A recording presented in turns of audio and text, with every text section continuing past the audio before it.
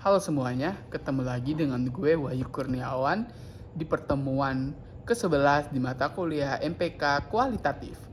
Oke teman-teman, di pertemuan ke-11 ini kita akan membahas mengenai penelitian komunikasi antar pribadi. Teman-teman pasti sudah tahu ya dari semester-semester sebelumnya bahwasanya komunikasi antar pribadi ini adalah komunikasi yang dilakukan antara individu satu dengan individu lainnya. Teman-teman, pengertian komunikasi antar pribadi ini didefinisikan secara berbeda-beda.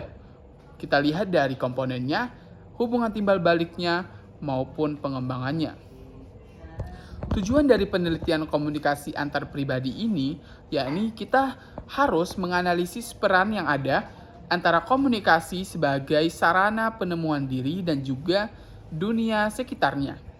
Selain itu juga, dalam penelitian komunikasi antar pribadi ini, kita harus menggambarkan tuh bagaimana komunikasi ini membina dan juga memelihara hubungan yang bermakna antara satu dengan yang lainnya.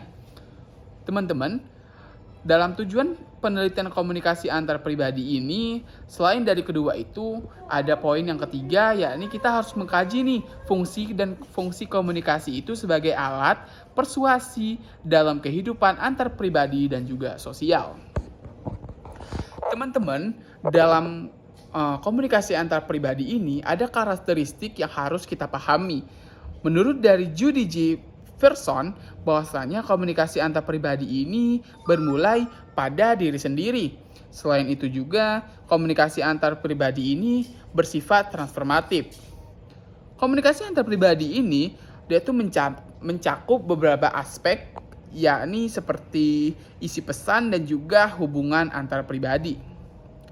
Teman-teman, dalam komunikasi antar pribadi juga ada yang namanya unsur-unsur dalam komunikasi antar pribadi.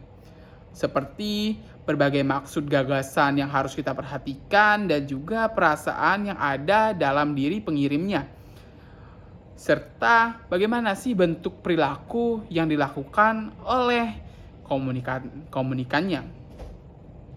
Proses kodifikasi pesan juga harus tersampaikan dengan baik. Tanggapannya bagaimana dan juga adanya saluran nih, channel ataupun media apa yang kita gunakan dalam komunikasi antar pribadi ini.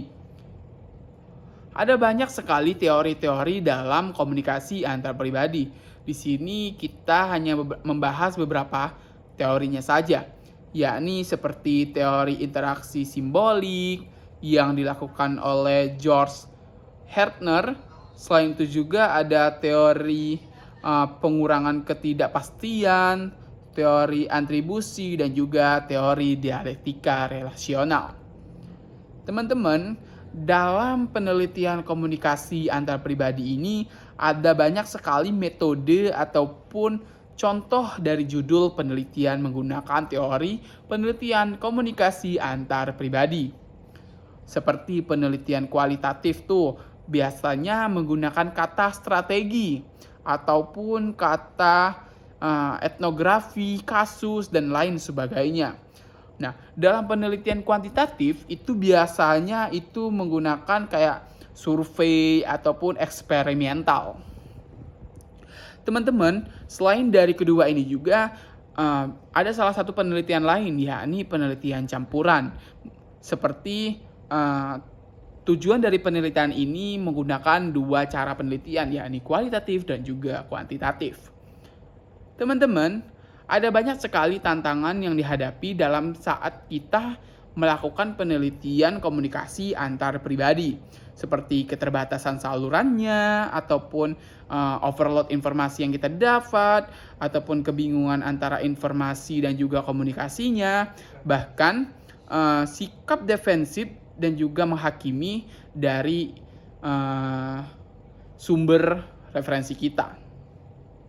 Mungkin teman-teman itu saja ya pembahasan singkat saya mengenai penelitian komunikasi antar pribadi. Semoga ilmu ini bisa bermanfaat untuk teman-teman sekalian ya.